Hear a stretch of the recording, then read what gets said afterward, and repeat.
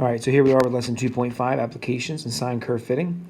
First of all, here we're going to start with a little review of graphing. Given the standard form of a sine function, which is y equals a sine of bx minus c plus d, there's one small discrepancy here between the book and what the way I teach it. So what we're going to do here is we're going to go ahead and factor that b value out.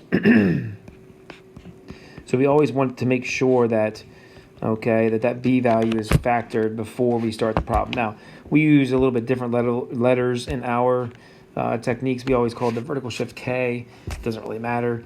So as we go through this, let's take a look at what each of these are. So amplitude, we always represent it as a as well. All right, and this would be the vertical stretch. Okay.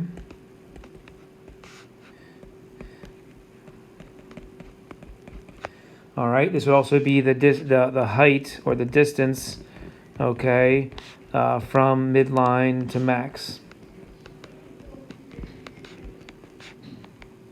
or midline to min. Okay, the period, is always going to be 2 pi divided by the frequency. Okay, 2 pi divided by the frequency, and this is the horizontal length of 1 full cycle.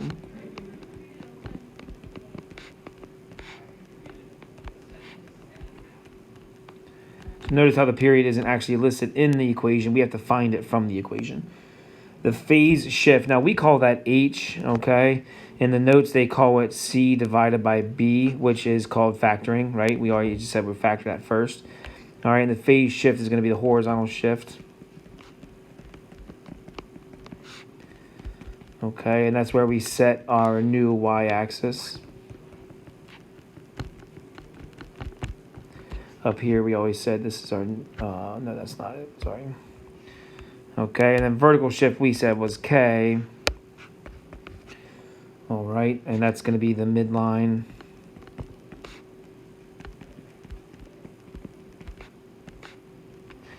Okay, the new x-axis is how we reference it.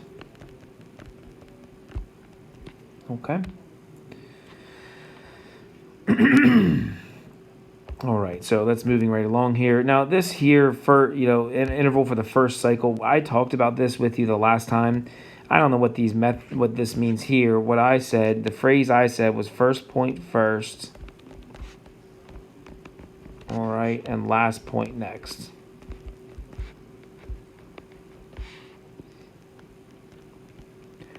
Okay, which is basically how the book explains it as well.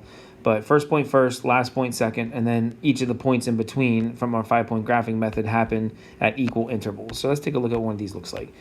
First of all, we're going to factor this, right? Because that's just the way that we're going to do these problems. So we're going to actually graph this as y equals 2 cosine of 2x minus 3 pi over 2 is what that would look like factored. Okay, all we did was undistribute this 2, from both terms, all right? Which means we divided both of those by 2, okay? So as we look at this, the amplitude here is 2, all right? It's cosine, so the period would be 2 pi, okay? But we have to divide that by the frequency, which is 2, okay? So our period is going to be pi, and the phase shift is going to be right 3 pi over 2. Remember, those horizontal shifts are always counterintuitive, opposite of what you would think. Okay, so if I'm graphing this problem, the way that I'm doing this is I'm graphing my new x-axis, my new y-axis based on my horizontal and vertical shifts. In this case, there is no vertical shift, so I'm going to maintain the original x-axis as my midline. Okay, there is a horizontal shift right 3 pi over 2. That's pretty far to the right. Okay, which makes this point over here, or this area right here, my new origin, if you will. Okay, so everything operates off of that place. Okay, now the other piece here is this. All right, when I'm looking at period, I notice here that a pi is 4 blocks. That's going to help me. So I'm just going to make a little mental note here that 1 pi is 4 blocks. That tells me how long my curve will last. Okay, so since it's a cosine curve and it's positive, it's going to start at a max, right? So you need to remember those 5 points in our 5-point graphing method. For cosine, it's max, intercept, min, intercept, max. All right, so first point first, last point second. So my first point is my maximum 2 above my midline. I cannot go 4 blocks to the right. So I'm going to go 4 blocks to the left to graph my last point. 1, 2, 3, 4. And that's also a max. Okay, so first point first, last point second. Okay, now my middle point here is a minimum, and that's going to be 2 below the midline, not on the midline. Some people goof that up on their quiz. All right, and then halfway between those are intercepts. And then I draw my curve, and I just got to make sure I give it as much wiggle as I can. It's a tight space here. Okay, I just don't want it to be a V.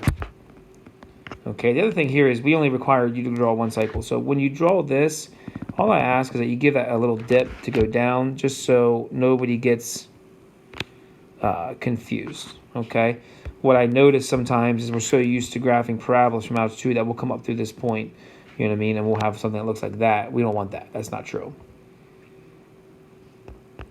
Okay, but of course you could always continue to graph more cycles. Okay, there's nothing wrong with that. You can graph as many cycles as you want. You just follow the pattern. Okay, so if I continue to graph more cycles, you know, it would look like this. As many cycles as I want. They all have a period of 4 pi. They all have amplitude of 2.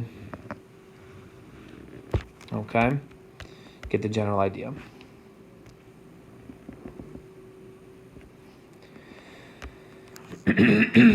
Okay. All right, now let's try this next one here. Okay, so this is a sine curve and it's negative. So let's take a look at what this is going to look like. First, I'm going to factor it again. All right, I know that's a little bit different than what the textbook shows, but this is what we're doing. So y equals -2, okay, sine of 3 parenthesis x minus 6 pi divided by 3. If I'm factoring 3 away from that 6 pi divided by 3, okay, I'm going to get 2 pi. Okay, and there's no vertical shift again.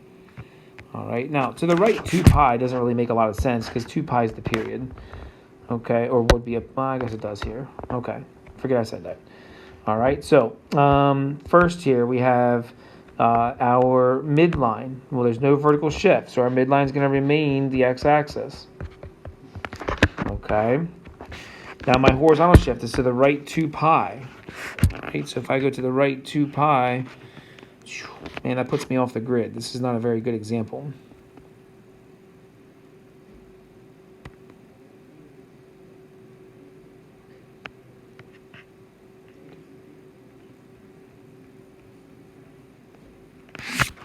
Okay.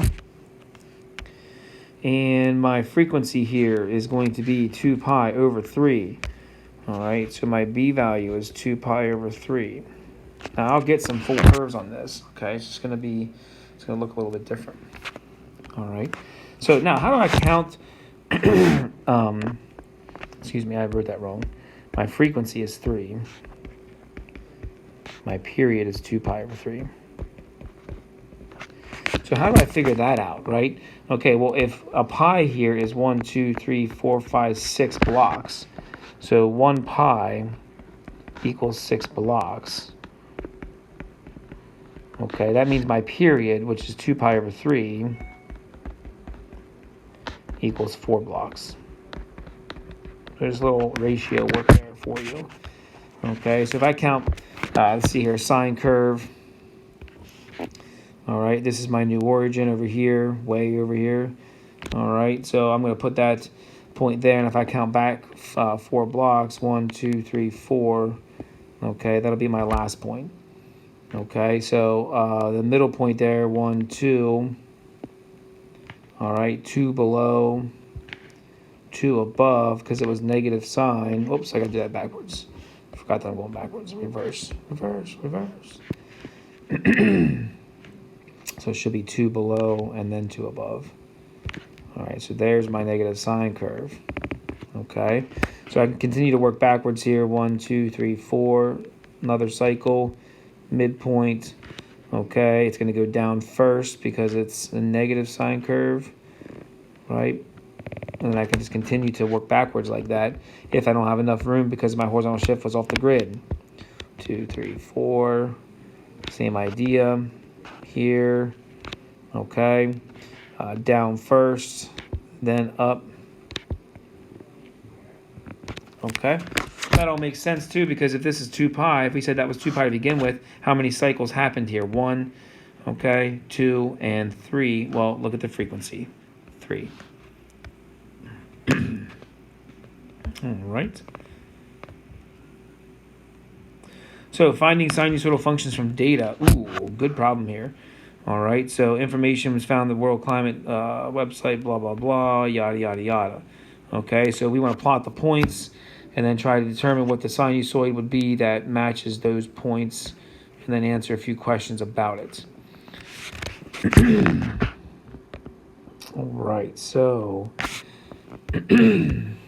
real quick here. So January, month 1. Okay. Now, believe it or not, your calculators can do all this, right? So you don't necessarily need to do all of this by hand, but we're gonna take a little stab at it here just so you can see it in action. So January is 51.6, and if you don't want to hear me talk through this, you could scrub this till I have all points plotted.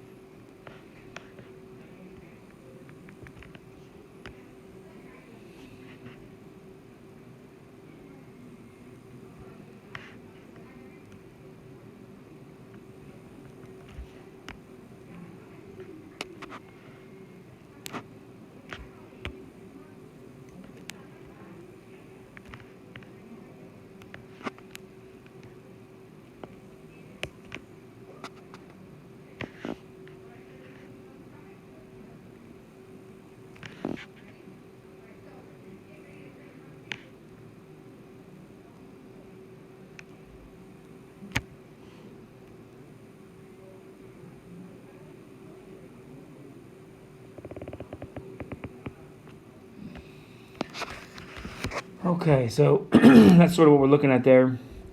All right, now when we're trying to find a curve for this, okay, what we're looking here for are our maxes and our mins. All right, then we want to extrapolate on that data, try to find what the amplitude might be in the vertical shift and so forth. Now, does it work out to be exact? But no, it'll be pretty darn close, okay? So, we're looking here at a minimum value of 51.6, right? And for all intents and purposes, we'll assume that that's always the minimum. We're looking at a maximum value in July at 88.3, and again, we'll assume that's always the max. Okay, so when we're finding this, remember here we're trying to figure out, okay, y equals a sine of b x minus h plus k. All right, so first of all, amplitude, okay? Amplitude can always be found by taking your max minus your min divided by 2, okay? So we have 88.3 minus 51.6 divided by 2, and we're going to get an amplitude of 18.35. Now, the ones we do in class, we're going to have a lot nicer numbers than this. The other important piece here is the vertical shift. That's the k value. And that's always going to be or the midline. That's always going to be your max plus your min divided by 2. So there you're averaging your max and your min. Okay, so if we calculate that, we end up with 69.95. Okay, and just for just to test it down here, I'm going to come down here real quick and just draw that in. So right here's where we're thinking our midline would be, right around 70. And it kind of looks like that's true. Okay, and then your amplitudes here should look pretty close to being equal. Okay, so let's come back up here and talk about frequency, right? So frequency, remember we said is 2 pi divided by the frequency equals the period. All right, and we're talking about a calendar year, so the period is going to be 12. Okay, so 2 pi divided by b has to equal 12. Okay, so if I rearrange this formula here, I would find out that b is going to be pi over 6. Okay, And the last piece here is if you have to find the horizontal shift if you don't know it, okay? However, for us, it looks like it's going to be, if we're calling January month 1, it looks like it's going to be right 1. If it was a negative cosine curve, okay? However, if it's a positive sine curve, right, then we're going to have to figure out what that distance is. Okay, now I know it looks like 4 months there on the grid, but we can't go by that, okay? So my recommendation would be just to say, if we use this as our starting value, which we did, we said that's a true value, let's just use negative cosine for my curve, then I don't have to worry about it. Okay, so my h equals 1. So I would have y equals negative 1835. I had to make it negative because it's a minimum. Cosine, parenthesis, my frequency is pi over 6. X to the right one would be minus 1, parenthesis, and then plus 69.95. All right, so that will be all the parts that I need: my amplitude, my frequency, my horizontal shift, and my vertical shift all in one. Okay, and I would be able to answer some questions about those, if I needed to. Why does it make sense to average my temperature be model periodic function? Well, because in summer it's warm, winter it's cold. Assuming you're a person that believes the Earth is spherical and rotates about its axis on a day-to-day basis, and also, I guess, the tilt of the Earth and how close it is to the sun and so forth. Let's model this with a sine function. We already did that. Use your data. Okay. All right. Now, we could answer questions about this. Like, I could give you a random month, and you could plug in X and determine if it's true or not. So, like, let's just say you want to check your equation. Plug in 11 for X and see how close we are to the 62.6. You have to make sure your calculator's in radians. Okay, if you do that. Okay.